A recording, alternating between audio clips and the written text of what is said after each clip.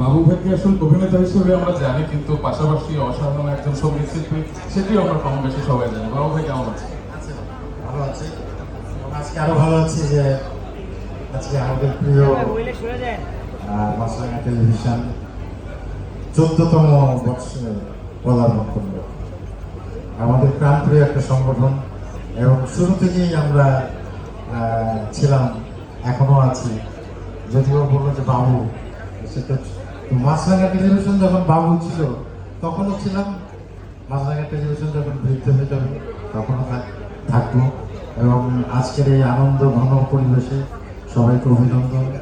এবং মাছরাঙা টেলিভিশনের একটা প্রশংসার কথা বলতেই হয়, সেটা হচ্ছে যে এই টেলিভিশনের প্রতিটি কর্মী অত্যন্ত